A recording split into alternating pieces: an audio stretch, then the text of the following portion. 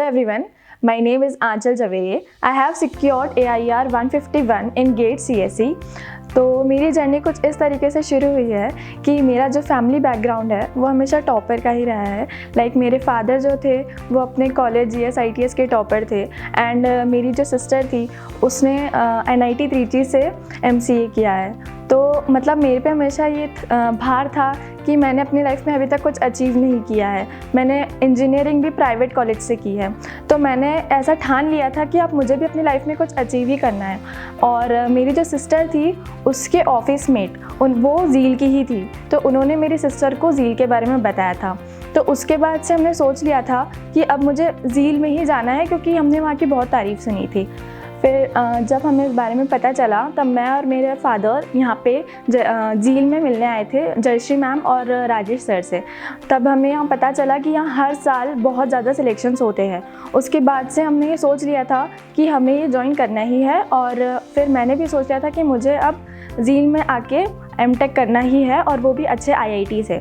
तो उसके बाद फिर मैंने अपनी प्रिपरेशन स्टार्ट की एंड मेरी प्रिपरेशन जब मैंने स्टार्ट की थी तो स्टार्टिंग में जो भी मैंने टेस्ट दिए थे उसमें मतलब मेरे इतने अच्छे मार्क्स कुछ आ नहीं रहे थे, बट मैंने अपने आप को डिमोटिवेट नहीं किया, मैं आगे बढ़ती गई। क्योंकि ये हमेशा एक फ़ेज़ होता है। लाइक हमेशा आप स्टार्टिंग से ही अच्छे से मार्क्स नहीं ला पाओगे, धीरे धीरे आपका लेवल बढ़ता जाएगा और आप अच्छा स्कोर कर पाओगे।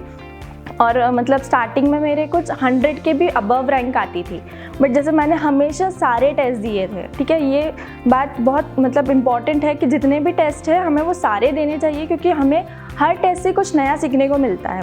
कुछ बच्चे टेस्ट ले के चले जाते हैं, बट ऐसा नहीं करना चाहिए। और फिर हर टेस्ट में धीरे धीरे मेरा 100 के अंदर रैंक आना शुरू हुआ, फिर उसके बाद 50 के अंदर, उसके बाद 25 के अंदर, और फिर मैं वहाँ पे आके कंसिस्टेंट हो गई। ऐसे करते करते फिर मैंने जैसे सारे टेस्ट दिए थे, उसके अलावा मैंने सारी मॉड्यूल्स भी सॉल्व की थी।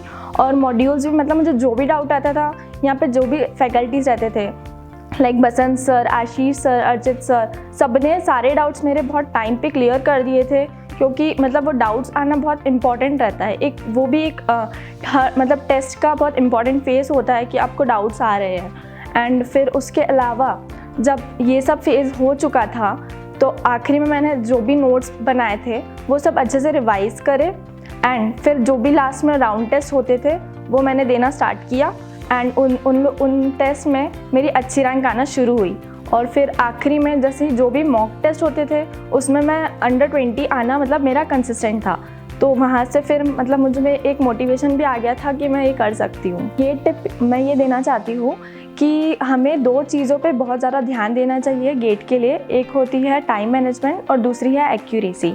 टाइम मैनेजमेंट की अगर हम बात करें तो जितने भी टेस्ट हम देते हैं उनसे हमारा अपने आप ही टाइम मैनेजमेंट हो जाएगा, बिकॉज देते देते हमें ये समझ आएगा कि किस टाइप के क्वेश्चंस हमें किस टाइम पे अटेम्प्ट करने चाहिए, कौन से क्वेश्चंस हमें छोड़ने चाहिए, और किस टाइप के क्वेश्चंस को हमको कितना टाइम देना चाहिए।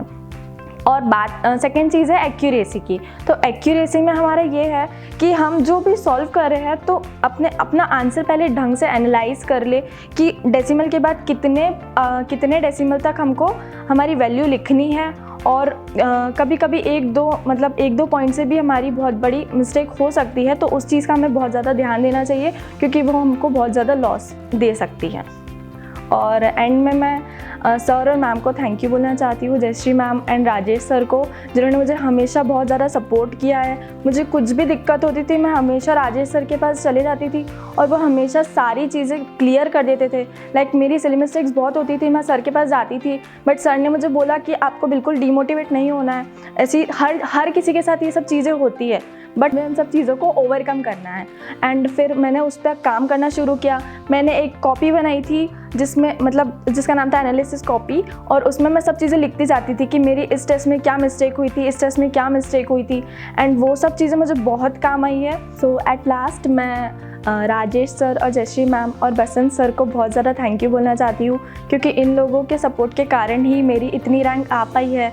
और इसके अलावा मैं अपनी फैमिली और फ्रेंड्स को भी बहुत ज़्यादा थैंक यू बोलना चाहती हूँ, क्योंकि जिस टाइम पे मुझे उनके सबसे ज़्यादा सपोर्ट की ज़रूरत थी उस टाइम पे उन्होंने मुझे वो सब दिया। Thank you to all.